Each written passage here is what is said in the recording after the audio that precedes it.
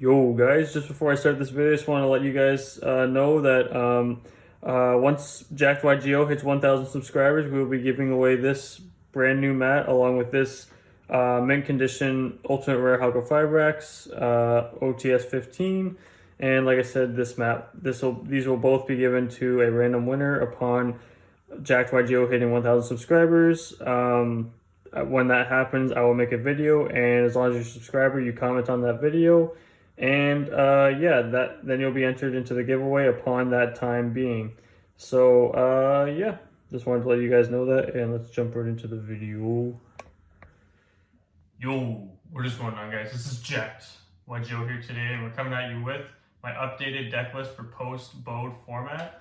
So we're about 2 to 3 weeks into bode now, and I've had some time to test. And don't get me wrong, when I initially posted my video with the Destroy Phoenix Enforcer package, I took it to locals and I went X1. The deck did great. Like, the deck, there was nothing actually wrong with the deck. It's just, I feel like it's not still wasn't the best way to play the deck. It was just a good way to test and see how it would work.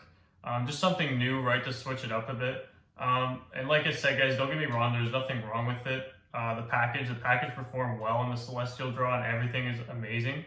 But the thing is, like, I still felt like the deck performs better when it plays other cards, which brought me back to the list I am playing currently. So I have fixed things up, and the way I'm playing it now, I feel like is the best way to play this deck currently in the format. Now I am testing out a pretty spicy build. I built it a couple days ago, and I really feel like this deck could potentially creep up on the build I have now. I'm gonna test it out at locals next week and see how it does and test around with it a little bit. So that'll be out probably next week, what I am testing for this build. But for now, I truly believe that this is probably the best way to competitively compete with this deck. If you want to do any competitive, like a regional, they're doing online regionals and stuff now. So if you guys want to go into that with a build like this, I think it can perform fairly well against the meta. Our deck is very capable of, I've noticed over time, our deck is very capable of implementing other aspects and skills that some of the top tier decks, more so the synchro based decks, have. Like, I've noticed with swordsoul, our deck can really take what swordsoul can do and put it to another level, which is really cool. I mean, it needs more cards than swordsoul does, but DDD does what it does to get to all those cards it needs, right? If you guys know the deck well, DDD needs 3 to 4 combo pieces to really pop off, but it doesn't have a problem doing so. And the boards it can put out are just immense, and I really feel like this deck can actually be a rogue contender. Not enough people play this deck for it to be a rogue contender, but you know, if people really grasp the fact that this deck actually is a decent deck and people just really test it out with the deck, people can realize that, you know what, this deck is truly like a rogue contender. Like, it does put pressure when piloted correctly and built correctly. It really can put pressure on a lot of the meta decks. And so yeah, getting back to my point, I feel like, again, this is truly the best way to play the deck right now. I'm going to show you some of the cards I'm playing now. I do have a way to play around Nibiru now, and I'll get to that soon. I'm going to showcase you some new combos I have, guys, and you guys are going to go like, what the heck, when you see my extra deck, because it's just filled with some pretty interesting cards. Nothing out of the blue, but it's just the ratios I'm playing. You'll see. I'm just going to jump right into this deck profile, I guess, guys. Like I said, this deck has been performing amazing for me. So there's nothing wrong. I did just make a couple switches to make sure this deck can really perform. So I'm just going to jump right into this, explain my ratios and my extra deck and everything, and again, show you guys a couple combos. So yeah, I'll just jump right into this. Let's go. Alright, guys. So, I want to see if I have my field center, which I'm not going to, yeah, cool. So I have this field center. I like this field center. I'm not going to use this field center for the deck profile. I want to do the combos just to make sure everything's organized. We'll be using this field center. Cool. So guys, I wanted to use a different mat today, but I can't find it. I don't know how the heck. It's not anywhere in my house. I don't know where the heck my YCS mat went, but whatever. I wanted to use that today, but I can't find it anywhere. I'll have to look for it more, but for now, we're just going to keep using the WCQ mat. I like this mat. I won this mat, so yeah. Take pride in this mat. It's an amazing mat too, so yeah. Anyways, guys, what you guys are here for, let's dig right into the deck profile. So again, this is what I've teetered with my build a decent amount. It's not too crazy, but I think it's the best way to play this format after seeing what the decks can do, and has the most viable options and the best way to play around going first or second. So let's get right into it. So standard, again guys, this is synchro. This is synchro right now. This is the best way to play this deck currently until the new support comes out. So nothing at all needs to be explained here, guys.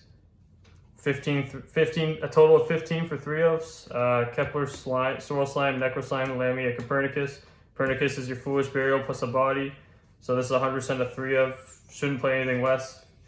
Nothing much to be said there. He's an essential part of your combo piece. You're gonna be, so these are all essential combo pieces. You guys need to max them out. That's how the deck sees its plays so consistently, is because it maxes out on all its combo pieces and it just wants to see those in its hand, in your hand. So that's 15, and then we're gonna go for the 2-ofs. So only 2-ofs I'm doing is DD Ghost. So Ghost we play at 2 because we really don't want to banish 2 copies of this. We really just want to make sure we have access to this off Hulk. And the card's also great to open because it's a very good resource management card. Just being able to Foolish cards, like another Necro Slime, can really fuel your grave for next turn. The fact that it's a level 2 really gives us access to the level 10 synchro plays because we have a lot of generic level 10 synchros we can play now. And this card, it's just really good for resource management. Like, it's nothing on it's once per turn. The Foolish Burial effect and the ability to recycle and banish back to the grave. This card's just amazing. I very, very well enjoy this at 2. Hey, if you want to play at 3, go ahead. I really don't advise it though because it doesn't have any standout effect that can like just summon itself like a Lamia can. So 2 of it's perfectly fine, guys. And for the 1-of, so I decided to make the bold move and bump Ragnarok down to 1, and now I'm playing Orthros because I need to make a little bit of room. So guys, that's a total of 19 DD monsters. I usually keep it to 19-20 just so I can see these cards, but as long as your deck plays some draw power, playing 19 is completely fine. So Ragnarok and Orthros. So I decided to bump Ragnarok down to 1 because I don't want to open him really. He's just there for an extender play. So if I get Nibiru or something, I can just summon a Lamia and then he can trigger summon back Alexander and then I can go for there. He's just a way to play around Nibiru. He's a good card to search up for the follow-up. I only want to search this guy. I really don't want to draw Ragnarok ever. So yeah, and Tri-Brigade's not really in... Pure Tri-Brigade isn't really in the format anymore. This is where he was more of like a 2 to 3 of in Tri-Brigade because he gave you access to Big Genghis, which immediately turned off, would immediately turn off the Revolt. So I would play him at 2 or 3 in previous format, but Pure Tri-Brigade isn't really around anymore. Everyone's on the Bird Tri-Brigade, so yeah. Just drop him down to 1. It's completely fine at 1. Nothing wrong with him. You banish him, it is what it is. You don't need him for any of your combos, really. And then Orthros. So Orthros is a great card. I'm playing him as like 1-of, and he's honestly great. Like, I don't even mind seeing him sometimes. It is a bit weird seeing him, but a lot of time I'll actually search him out, and I can show you the combo I do to play around Nibiru with Orthros. He's the reason I can play around Nibiru. Every now and then. I'd say about every 3 hands I get 2 to 3. Nah, I'd say maybe every 1 hand every 3 hands I do. I probably can play around Nibiru by grabbing Orthros as my last piece. Really depends. Sometimes it's more than that, but I find like at 1 out of every 3 hands I can play around Nibiru with grabbing Orthros. I'll show you how I do that later on. And Orthros, a lot of decks are running like Mystic Mine or like swordsoul plays Blackout, which is a problem for you going second. There's a lot of problem cards, a lot of floodgate cards you don't want to deal with, so you just search Orthros, pop them in scale while you have your combo still in your hand going second, just pop the problem card. A lot of people, again, I've had like 3 people since I've been playing Orthros on my list, literally just drop a Mystic Mine on me and then they make me go ahead, because Mystic Mine is actually pretty popular in the format right now. So they'll just drop a Mystic Mine, think they're okay, and I'm like, okay, like search Orthros, pop a game. So he's a very good card to steal games like that, and again, I can play around Nibiru with him, so yeah. Only problem is he locks you into Fiends if you special summon him, which makes your hands a bit awkward sometimes, but it doesn't come up enough, I'd say, so he's definitely worth playing as that 1-of for his utility access. So that's it for the monsters. 19 monster count, no hand traps. Running DD's clean. For the contracts, triple Dark Contra at the gate, 1 Swamp King. Like I said, you could always bump this to 2 if you want, because sometimes I honestly have a problem seeing, even after all these draws and stuff, I have a problem seeing a starter fusion card, so I have to start off with like, for some reason, sometimes DDD likes to do this thing where it gives me Necro, Lamia, and Copernicus and goes like, okay, combo off like that. You know, it's a little bit annoying, but if you're a DD player, you know how that is. It theoretically doesn't make sense, but you have 10 ways to start to a fusion play, so you should see. But if you want to play this at 2, I don't think you'll ever run into that problem. So you really want to start your plays with a fusion play, right? So you don't want to be burning through resources just to use a Necro Slime to fusion summon. It's not really the ideal way, but it is what it is sometimes. So, draw power. This is all I'm playing for draw power. Actually, not really. Draw power, I guess you could say. So here's my ratios right here. This looks right, I guess. 3, 2, 3. So I'm playing, I moved back to Desires. I can't turn down a Pot of Greed. The reason why I didn't play Desires previously, like in my first version of the Bode format, was because I was just kind of getting old of doing the Desires plays and just wanted to try something new. But, after like playing a turn or two, it's just like, you know what?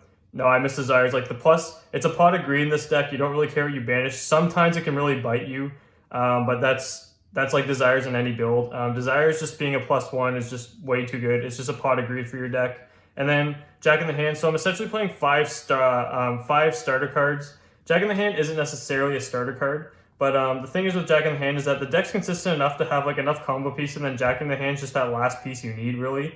So like having Desires, like I said, so like having 2 Jack in the Hand, the Pot of Desires, I find through testing has just worked out really well for me and has really added some sheer consistency to the deck. I actually like having this ratio a lot more than the playing Allure. Sometimes I'm not. Allure is nice to dig through your deck, but I'm not always the biggest fan of sometimes banishing certain cards. And honestly, I just like having. I find I can always access my full combo just having these and then the triple War Earth Thou.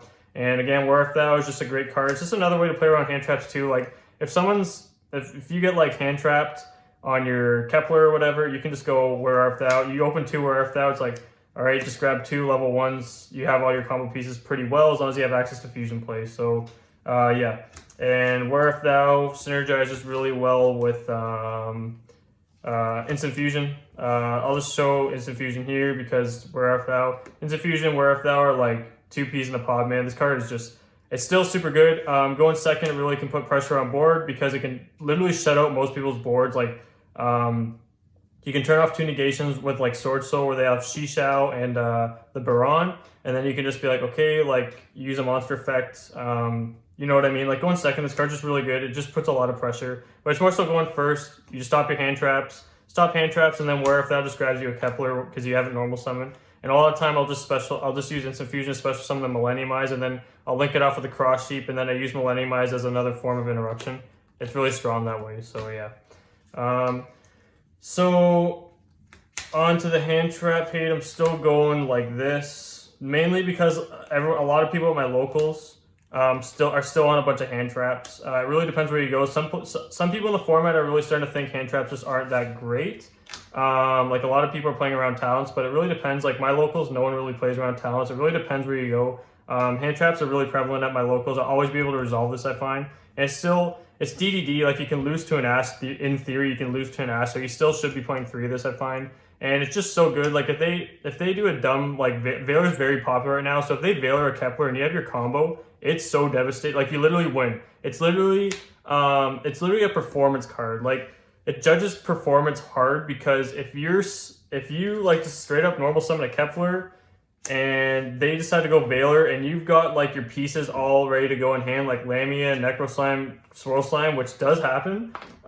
You just drop talents. You look at their hand. They're down to 3 cards. They're gonna what's in their hand. You can tailor your board to what they're doing, and it's an auto win. Like there's nothing they can do. So this card just for the benefit it provides you in this deck, and for the security it provides you for playing around hand traps. Talents is just the way to go. Still, I find until people really decide not to play hand traps and just play go second cards, I'll still be playing this card regardless.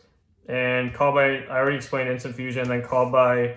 Some people are citing Call by because there's some decks that don't really benefit off the graveyard.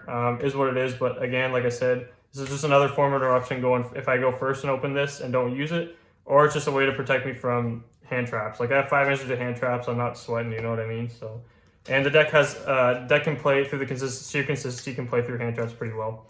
So I'll lay back out the talents because it is a going second card. So for going second, guys, I'm also playing I'm on triple Chalice.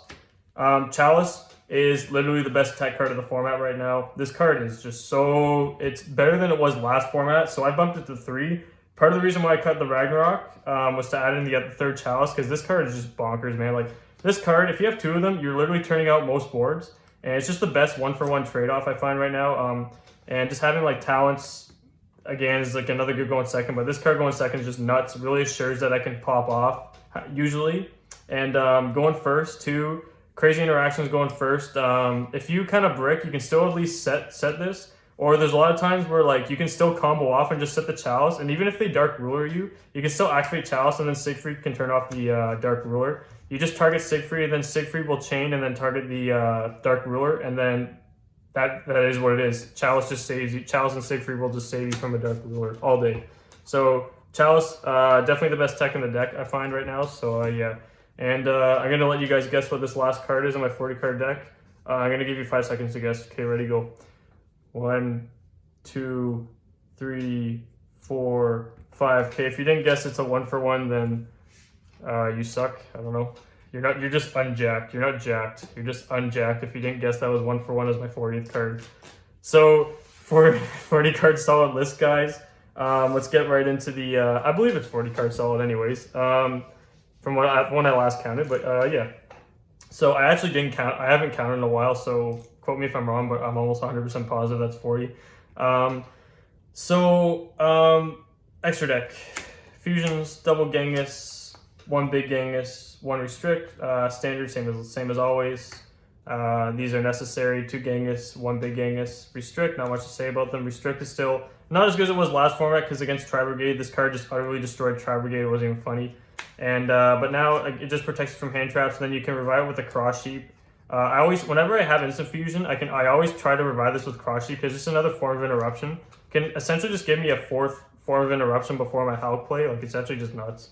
So yeah, restrict is still one of my favorite cards. Too beneficial for this deck. Like I said, Where If Thou. You have Where If Thou and this. You search out Kepler because you have a normal summon. It's just way too good.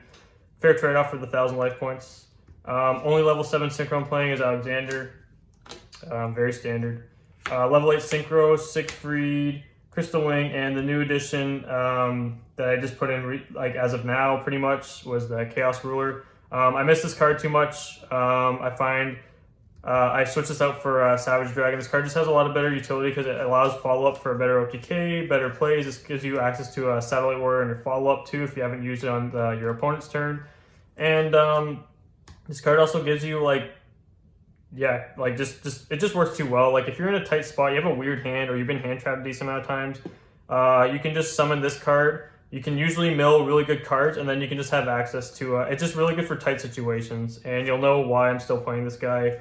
I switched him out last time because I was getting a bit old to play with him, but I feel like he's more necessary now than ever, so I am playing him right now. And Crystal Wing and Siegfried are the 2 standard ones. You won't see me cutting these ever really, so yeah. 3 level 8s, Formula Synchron for the Hulk target, nothing to be said there. And so let's go 3 level 10s and the Calamity. So I'm going nuts. I am going insane on the cards I'm going to be summoning off Halka Fibrax. So guys, like I said, the Chen Ying card, I actually lost in time to a new guy this week playing the Chen Ying guy because he couldn't get around me. And he was a newer guy. He was a new guy. He's actually pretty good. He's definitely like probably the best new guy we've had. He was good playing Dragon Link, but we were kind of just getting to know each other, so we ran into time. But he couldn't get over my Chen Ying because Chen Ying with Desires, holy crap! Like a lot of people are on Desires right now too. Like if you're playing a Sword Soul mirror match and they activate Desires, this guy's immediately like outside of your own banished cards, he's immediately 4,000 above if 2 Desires are resolved. It's actually insane. Like Chen Ying is like an indestructible card. The only card that's really going to get over is like Boral Sword and Crystal Wing, the cards I play. But oh my god, guys, Chen Ying is just way too good. Amazing synergy with Halka Fibrax. Like it's not even funny how good this card synergizes with Halka Fibrax. Probably my favorite level 10 in the deck. Just like on the follow-up too, like when you're going, you just banish your cards. And this card again, just spot removal. Like follow-up, like you have access to this. If you haven't summoned this on your opponent's turn, this is spot removal, and then if you summon this, it's also like pop 4, becomes 6,500 if you really need to. Like, if you get, basically what happens in this deck, if you get to turn 2 after you've comboed off, your opponent, there is no chance they're winning. No chance. And Baron the Fleur is like 150 US right now, and there's a solid reason why. This card is just way too, like every deck that can synchro summon plays this, and this card is like, oh my god, it's too good. Like the fact that it just Omni Negation, free Omni Negation, And the fact that it can recycle on the standby phase, like if you burn through this, you can just standby phase, shuffle it in, revive literally any card you want from your graveyard. It's just way too crazy. And then you can just bring him back and he's a pop. He's a once per turn pop. Like it's just so good for slot removal as well. And King Calamity. So I had to take a break from this because they're just getting old. The old format where you just summon Calamity and they just lose. You never lose unless you're playing against a back row deck. You never lose when you summon this guy. But the thing is, I think he's better now than ever because if you're playing against a deck like Sword Soul, so Sword Soul Tenyi has, now that I've interacted with more of the decks, a deck like Sword Soul Tenyi, always, if I'm playing against Sword Soul Tenyi, it's like game 3 or something, and I know I'm playing Sword Soul Tenyi, I'll go for this combo, and if they can't chalice or like turn my cards off, they're not winning because I don't care, because the deck's really good. I found the deck can break board, like for sure can break boards, and I don't want them to do that. I don't want to deal with that stuff, so literally I just go like summon Calamity, and they're like, oh crud, like especially if you go in this game 3 and they don't see it happening, like they're actually screwed. Like there's this card, once this drops, especially against a deck like Sword Soul, you're winning the game. Like, no doubt about it. This card's just an auto win against pretty much every deck. Literally every deck, this card's an auto win except for back row. Can't say more, and can't say less about it. Can't say more about it. And especially, you're going to summon him using this guy. This guy's going to come back on follow-up. You can use him to summon any of your level... At this point, you have access to any of your level 10s, like Chen Ying, Satellite Warrior, Baron. So much stuff going on, guys, and like I said, guys, this card I think is better than ever right now. That's why I'm playing him. I jump back to him. Free win, basically ensures your title in that victory, especially going into game 3. You have him as your option. You're winning the game. It's just simple as that. And last 2 links. I'm only playing 2 links. Unfortunately, I had to cut Boral Sword. And let's see. So yeah, fortunately, I had to cut Boral Sword. I'll give you an explanation of why I'm not playing him. So Cross Sheep, Hulk, very standard. Ulti Hulk and Secret Cross Sheep, very cool. So, and let's go, Boral Sword. So, Boral Sword, the thing with Boral Sword right now is that for the last while, like the last month or so, I noticed I wasn't really making him all that much. He never really came up. Last tournament, he did, but here's the thing, like, pretty much all the times he's came up recently, I've noticed the deck has so many powerhouse cards, like Chen Ying with Desires is just insane. Satellite Warrior in your follow-up. This card comes back. Calamity can still be up. Like Baron pops. There's just so many cards that I feel like this card just really isn't necessary. But there is the only time Boral Sword is really good is if you're really trying to push through a board and you're down to your last resort and they're down to like 1 monster or whatever. Then you can just link climb into a Boral Sword and it just steals your game. But I noticed it doesn't really come up anymore, and I think I'd rather, with the cards we have access to, like the Chen Ying and stuff and the Baron, I'd rather just be able to control the game and just not steal the game and just have game control, because by that time, by the position you put them in, it's going to be hard for them to come back. So I just figured Boral Sword, it's not worth it. I'd rather be playing Calamities over Boral Sword, to be honest. So yeah, Calamities will steal me more games than a Boral Sword will, and I'll probably never need Boral Sword realistically with the amount of cards I have access to in my extra deck. So yeah, only 2 links, guys, Hulk and Cross Sheep. And so yeah, guys, that's the list. I'm going to show you a couple combos. I'm going to run through some of the combos, and it's going to be kind of the same idea, but I'll probably just run some test hands really, but I'll show you the combo that I do for playing around Nibiru. I think you guys are going to like it. So yeah, I'm going to jump right into that. Let's go.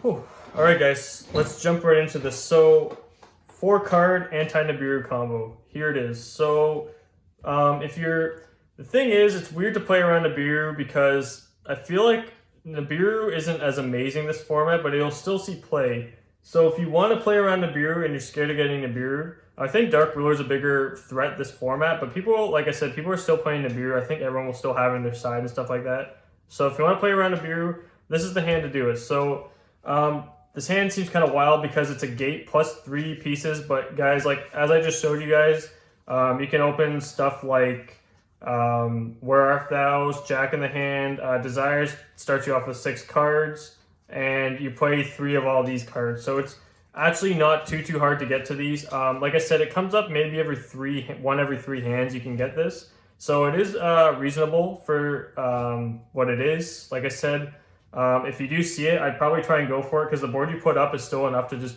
do damage. So yeah, let's get right into it. So again, you want these 3 pieces, then you want gate. You're trying to save your normal summon here, so you're gonna go gate. Gate will activate the effect, and you're going to search out Orthros here.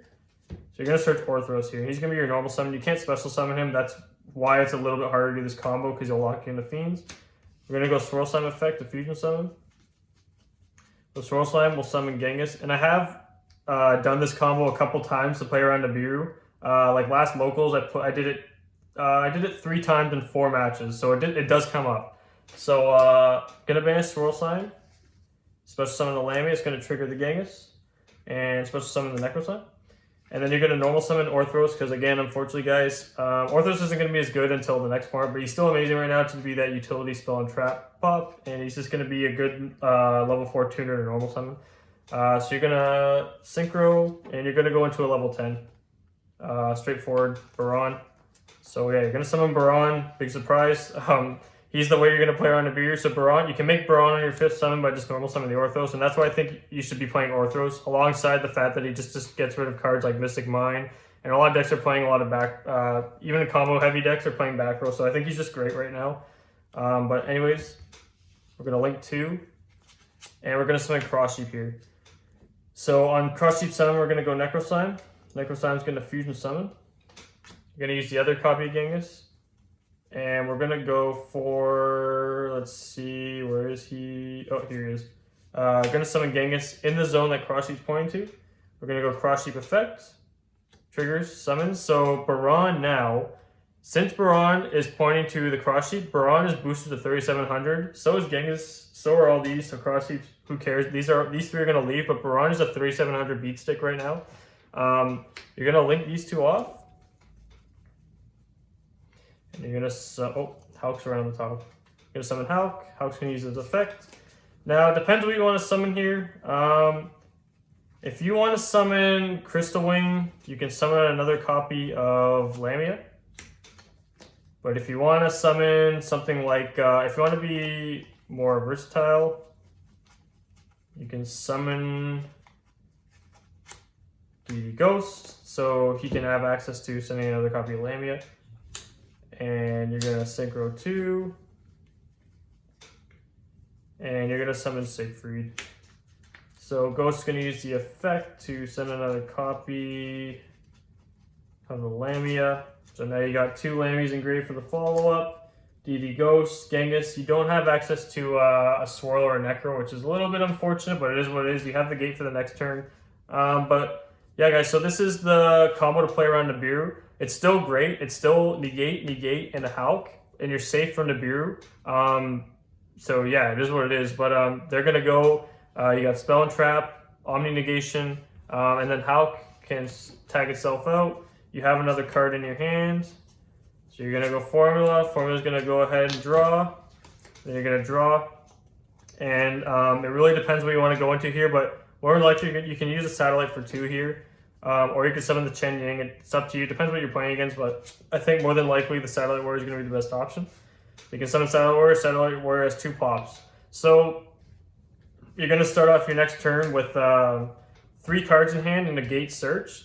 On top of that, they have to play through 2 interruptions along with the Satellite Warrior, which is 2 pops, which is generally enough. Like against a deck like Swordsoul, it is generally enough to actually just out their deck. So yeah, it's pretty good. Like, and if they do, they're going to be low on resources, and you're going to have 3 cards plus gate to search and graveyard fuel. And if Baron's still out, he's probably burned through his negation, so you're going to be able to revive pretty much anything. You can revive Siegfried, and then you can just go forth and summon your Chen Yang on the follow-up. So yeah, guys. So that's how you play around Nibiru. And I will show you guys, I'll probably just show you guys some test hands now, but I'm also going to show you guys how this deck actually effectively plays around stuff like Dark Ruler No More. See if we can get that in the test hand, but yeah, let's get right into it.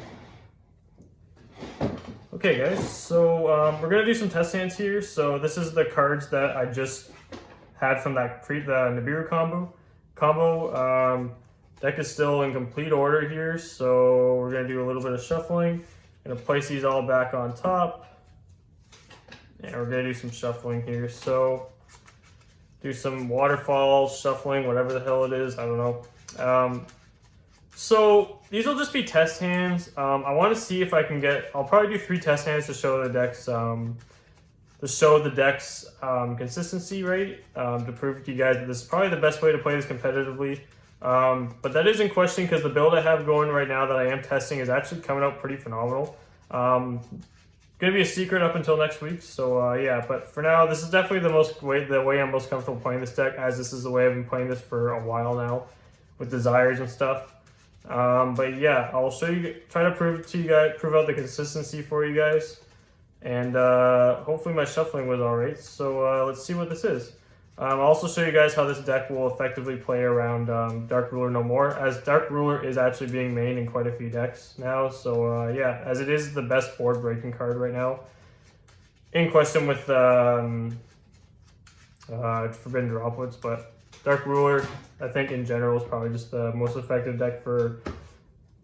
card for most decks to play, as there's no cost other than the fact that you can't deal damage. So 5 cards, see it. So Chalice, Lamia, Copernicus, Call by Lamia. So yeah, this is what I was saying, where it gets a bit annoying because you have 10 ways to access a fusion card, and you'll get stuff like this, like double Lamia to Copernicus, or like it's pretty annoying. But you know what, guys, this hand isn't bad. I'm not gonna lie about that right now. This hand isn't bad. So I'm gonna show you guys how I play around not being able to open a fusion card. So this is a pretty good sample hand. So let's see. I'm gonna show you guys how I play around when I don't have Swirl Slime, Kepler to grab me the fusion or whatever, right? So no fusion starter is what I'm trying to say. So start off, we have protection, but we're gonna assume that we're not gonna get veiled or anything. Normal summon effect. This probably has a better chance of getting impermed. I'll actually bait a lot of people out using this for the imperm. Make it seem like it's a very serious effect where it's like whatever. Here it would actually devastate me, obviously, but yeah. So we're gonna send the Necro Slime because this will be our access to fusion play here. We're gonna use Lamia here by sending a copy of Lamia. We're gonna go these 2, and what do you know? We're going right for a Hulk. Summon 3. And we're gonna summon the Ghost, and we're gonna use Necrosign Fusion Summon. We're gonna special summon a Genghis, and you have no gate or anything, so this is a little bit rough for your follow-up, but it really depends what you draw into. So I already burned through. What I could do, I could summon this. The thing is, I already normal summoned. And I already did my Necro Slime, so I'm probably not going to go for this, where I can like kind of climb into the Calamity Lock. There's not much of a sense, because if I were to summon this, let's just say I did summon this, well, I already used a Necro Slime, a Copernicus could go to my hands, whatever, and a Swirl Slime. So this isn't really going to do me anything, right? Like, Swirl Slime can special summon whatever I add to my hand, but I already burned through a Necro Slime, so I don't really care. It can fuel my grave, but it's not. It really depends. Like, it is better for follow-up because this fuels my grave for follow-up. But I think I'd rather have a form of negation to help slow my opponent down. It really depends.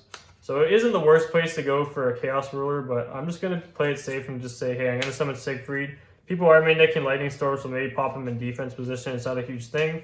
But I'm just going to leave him in attack for attack's sake. And I got Chalice and a Call by to set. So I can set these 2 if I didn't burn through a Call by. We're just going to say I didn't have to burn through because that hand was garbage. And then this effectively turns into a Formula Synchron, and then we're gonna know what we're going to draw. And then right when you burn through Siegfried, you just use these 2, and you go into a Baron. So again, Baron's going to leave you with a decent follow-up, and then your draw is going to be Copernicus. So it's not terrible, but you also have Chalice and Call by as 2 other forms of interruption. So this is essentially 4 forms of interruption. That's why playing Chalice is just great, because if you do Brick, well, it's another form of interruption. It's just a great card. Sometimes it can single-handedly stop a whole turn, so just because it's that strong right now. So yeah. Anyway, guys, let's do test hand number 2, and let's hope for a bit of a better hand. But that one wasn't too bad, right? So yeah, let's do it. Alright, guys, so test hand number 2. This will be the second test hand out of the 3 I'm going to perform. Yeah, let's see what happens here. So I want to see if I can get a hand where I can show you guys how to play around Desires or around Dark Ruler, and that's going to involve me getting a Chalice to my hand, or a Call, potentially even Call, but I can do it. Depends if they have a card in the grave, but yeah, I will show you how effectively this deck can do so. So I want to make sure I get a decent open here. Who knows? Let's see what happens. Hopefully a better open than last time. We'll see. It's on the bottom of our deck. It's a Lamia. That's a good sign. So we still have it in our deck. So I find when I flay out the 5 cards to show you guys and then I flip them, they're usually bad. So I'm going to go one at a time here. Desires, good card. Talents, good. Okay. Awesome. Okay, this is like the best hand. Like, this plays around like everything. You can Desires. If they Ash, you Talents, you take a card out of their hand. This is what I'm saying, where like you can bait them with cards like a Desires or whatever. If they Ash that, if they have Ash, they're gonna Ash Desires. So if they're Ashing Desires, that's okay. I can Talents you, and I have my 3 combo pieces. I go normal summon Kepler, effect search the gate. I grab Lamia. I have my full combo. And they're not winning because I know what's in their hand, right?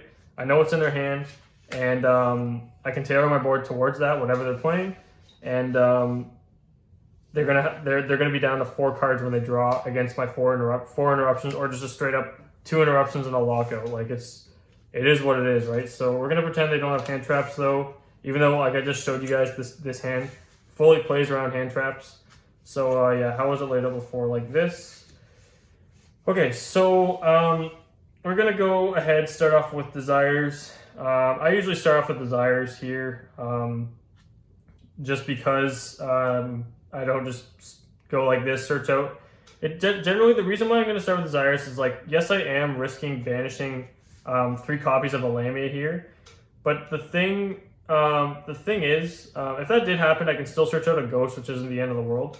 The thing is, the reason why I'm gonna do this is because I don't want to go ahead, grab the gate, then search a Lamia, and then go Desires. Because here's the thing, if I do draw into my last combo piece, which is the gate or the Lamia, then I can go ahead and search, or if I draw into Lamia, then I can use Kepler. In this instance, I draw a Lamia. This instance, I can go Kepler, search the gate, and the gate will search me a Ragnarok if it's still in my deck, which Ragnarok can now play around Nibiru. So yeah, it is what it is. So I'm going to banish the 10. That's the reason why I usually just risk to go for the Desires. This deck is high risk, high reward, so it is what it is. So we're playing, like I said, fairly reasonable Desires. We're out 2 Chalices. I'd like to see a bunch of Chalices in my hand, but we just banished 2. I don't think we're going to see one. Swamp King is an extender and a Copernicus. Perfect. So we're going to go ahead. We're going to go normal summon the Kepler. Kepler's going to use the effect. It's going to grab his copy of Gate. Gate's going to use the effect, search the Lamia. I'll move this here so I can show you guys. So Swamp King is an extender because we can summon the Genghis. If we get Nibiru at a high level point, again, we can Talents, look at their hand, and then we can summon Genghis, and then we can end on Siegfried, and it'll be 2 interruptions still, and good follow-up, so it's not a big deal. I go Soul Slime, summon Genghis, Sword Slime effect, banish for cost, special, Genghis triggers, summons the Necro Slime. You got all your 4 bodies here. You're gonna go ahead. You're gonna go ahead and summon the Alexander. You're gonna link 2 using the Necro and the Kepler. And like I always say, guys, you want to summon Alexander here as your 5th summon, because if you, in the sense, someone isn't super knowledgeable, let's say, on this deck, and they just want to Nibiru you right here for whatever reason, in other words, they're probably not the greatest player. It does happen sometimes. So if they do this here, you have Alexander that still hasn't resolved his effect, then you can like summon the big Genghis, which can then trigger some of the Alexander, which Alexander can summon, and so forth, right? It gives you another effect to trigger summons, right? So that's why I always go for Alexander just on the 5th summon, just in case. Gonna summon Cross Sheep. We're gonna summon big Genghis using the Necro Slime, reveal for cost, fusion summon. Gonna summon the Genghis. The Alexander will trigger, target special summon Lamia. Here's where they'll Nibiru you if they're a smart player, and that's where you would come in and go Swamp King. Then Swamp King summons the Genghis, bring back a Lamia, use the token in the Lamia to summon Hulk. Hulk summons a Ghost, and then you go into Siegfried. So you're gonna go ahead, Synchro 8, and you're gonna summon the Crystal Wing here. And a cool thing you can do here too, guys, is if we didn't banish Ragnarok, so let's just say we didn't banish Ragnarok, right? So a cool thing we can do here is we can go like this. If you want to go for the lockout play, you can go ahead and summon the Chaos Ruler. Chaos Ruler can use this effect here, because at that point, if they're going to Nibiru, they're going to Nibiru before you summon this card. So you are pretty well just safe from Nib. You know they don't have Nib. Unless they're pairing it with another hand trap, then you're just ultimately screwed anyways. So let's say Chaos Ruler goes. We kind of want that Ghost in deck, but this didn't mill good cards. But basically what happens is, if you did mill a Ragnarok, then what can happen here is you mill the Ragnarok, you grab the Ragnarok, you place Ragnarok in scale, and then it can actually essentially give you another form of negation, because when you summon a DD card, you can summon a Siegfried, which then this can trigger to revive the card, and then just revive another tuner, and then it can make a level 10 synchro, which then you have a Baron as on top of a form of negation. But I'm just saying that for example, if you guys want to like go for this lockout play, before you go into other cards, this can early on access give you the Ragnarok. So this isn't your last summon, and then you can have Ragnarok for your other plays. It gives you another form of negation, but yeah.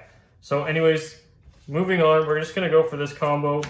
We're going to summon this Crystal Wing, and that's going to trigger Cross Sheep, so they're going to be boosted. Again, a good thing to do, guys. You're going to want to put damage counters or dice on them. So, because they're both, everything, you're not going to leave Cross Sheep on board, but you're probably not going to leave Genghis, but just put them on just in case. The big one is Crystal Wing. This card is 3,700. You don't want to forget that, because 3,700 usually swings over pretty much anything in this format. This guy swings over Chen too. Chen like the biggest body of this format, and he gains the attack of Chen, so no big deal. So the summon of Lamia is going to trigger Genghis to summon the Alexander. You're going to go ahead and summon the Hulk, and Hulk's going to trigger. So Hulk's going to special summon that copy of Ghost.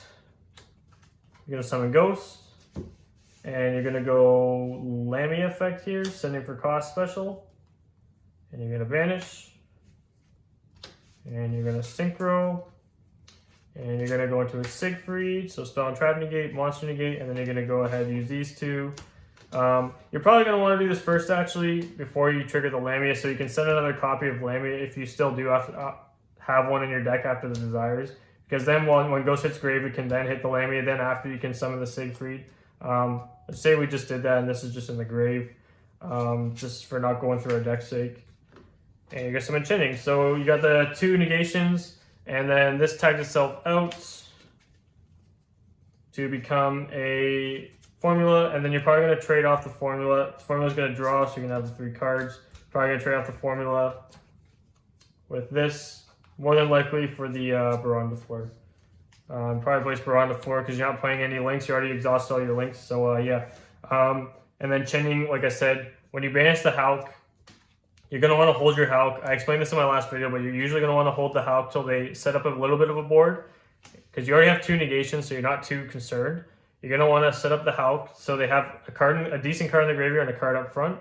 This is non-target banish, so the Hulk does trigger. Oh, sorry, you banish, and then this summons, and the chain 1, chain 2, Chening's going to banish. Yeah, Chening's just an amazing card. And again, Baron comes out, trading these off. And yeah, it's just an amazing board. So guys, let's get into test hand number 3. And yeah, if I don't draw into the quick play spell, I'll probably just add it to my hand to show you guys how well this deck can play around a card like Nibiru. So yeah, let's get right into it. Okay guys, so I'm going to leave Chalice out because this is the card I was referring to that allows us. I said Nibiru when I just exited that last clip. I meant to say Dark Ruler. And I'll show you guys how the deck interacts to play around a card like Dark Ruler for anyone that doesn't know. Very cool interactions between Siegfried and any quick player traps.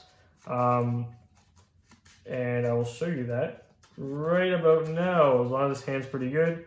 Maybe we'll get the good luck of laying out each singular card. So 1, 2, 3, 4. Okay, so it depends what Desire is going to give us. So let's just get right into this. Let's start the Desires. And let's see what we get. So Not bad banishes, all one-ofs. The 2 chalices, maybe that's why I never see it, because I keep banishing them off the desires. Then it's going to draw 1 and 2. Okay, so I don't have to refilm this. I'm just going to say, okay, I just want to demonstrate like how to play around this kind of thing. So here's a Kepler. Let's say instead of the Necro Slime, we drew Kepler. Obviously, it was a little bit unfortunate that we just drew another Necro Slime, but we had Ragnarok, so it would have been the worst board. It would have been kind of what I first demonstrated in that first, the initial board I demonstrated. So it's going to fizzle, go to the grave. We're getting this whole combo, like the combo I just demonstrated. I'm just going to like relay real quick through it. We have Ragnarok, which is actually an extender. So, yeah, let's see. Ragnarok being an extender is not too bad. It's not really going to do you, it's just going to allow you to play through Nibiru essentially. It's not really going to do you too much if we're going to build that same board as last time. So Kepler is going to grab the gate, and then gate searches the swirl slime. So I'm going to just basically, this is your combo, right? Then you have Chalice, you have protection from hand traps. So I'm just going to, whatever, like these cards, let's just say they're all in the graveyard, whatever they did. I'm just going to basically just put out what the end board's going to be to save some time. Because you guys, there's no point in me relaying through the combo again, because you guys just seen it in the last clip. So I'm going to put out, let's see, I'm going to put out, so Chenying goes here, Crystal Wind goes here, and the, where's Siegfried? Oh, here's Siegfried. So, and Siegfried goes here. Probably just going to go in defense. Chenying, who cares? I can't destroy Chenying. If anything, you actually want them lightning storming the Chenying so he can just banish a card and fuel himself a little bit more. So basically, you're going to set this card. We're playing around Lightning Storm right now, and you're going to pass. So if they do have Lightning Storm, basically what you can do, and if they do have Dark Ruler, and what you can actually do here is you can go like, okay, so I think I have Dark Ruler right here. So for anyone that doesn't know the interaction, guys, a lot of DD players know this, some people don't, so there's a good interaction there. I don't think I've ever really demonstrated before. Dark Ruler reads, negate the effects of all face-up monsters your opponent currently controls until the end of this turn. Also, for the rest of this turn, blah, blah, blah, your opponent takes no damage. The key clause in this text is, neither player can activate monster effects in response to this card's activation. Neither player can activate monster effects in response to this card's activation. So I'm going to read you, this is, the reason why I'm bringing this up now is because like a lot of people are maining Dark Ruler. So for your DD players, it is really crucial to why you play quick plays and traps right now. Is because, and my choice is obviously Chalice because it's beneficial for going first or second, and especially in this case. So Siegfried reads, during either player's turn, you can target one face-up, so quick effect, you can target one face-up spell or trap card on the field, semicolon, so that's the cost to target. That target has its effects negated until the end of the next standby phase. So, what happens basically is, okay, so they're going to go, I can activate Dark Ruler. You're just like, well, okay, what do I do here? Let's see. So it's going to be like, okay, they activate that, and then you can go like Chalice. Chalice is going to have to target something. So what you can do here now is go, okay, who am I going to target? Okay, well, who's going to have to resolve first here? So it'll be Chainlink 2. Chalice is going to target the Siegfried, and now that something else has been chained to Ruler, you can now respond to a monster effect, because this is now responding to a spell, Chalice's effect, not Dark Ruler. So what you do now is Chalice target the Siegfried. So Chalice is attempting to negate the Siegfried. It's going to target for cost. And now Siegfried being a Chainlink 3 is going to be the first to resolve in the Chainlink. So Chainlink 3 is going to be Siegfried, target to negate. So it's going to target, and now that it's resolving last, it'll negate the Dark Ruler no more. And then now Chalice, this effect to negate, and then this fizzles out. If you didn't want to negate Siegfried for whatever reason, you could just have the Ragnarok up, and then when you summon something else, Ragnarok could just be a way to extend, so you can just use the revive the Genghis back. When you summon Siegfried, you can trigger Ragnarok to revive the big Genghis back, which can now be used for fodder for the Baron, right? But you could just target this because it doesn't have an effect anyways on your opponent's turn. Anyways, guys, that will be the end of the video. I just wanted to show you guys that cool interaction for anyone that doesn't know that, because that is going to be a pop. That is going to be, Dark Ruler is going to be a popular card this format. It's going to be in pretty much everyone's main deck. And having a knowledge of that interaction is very key. Like I said, you can just chain a trap card, and then Siegfried is just responding to that card. Like I said, Siegfried will respond to that last card in the chain link. So it doesn't care about Dark Ruler no more. It's like the dragon guy in Dragon Link the Abyss. So yeah, guys, I hope you guys like that deck profile. Very consistent overall.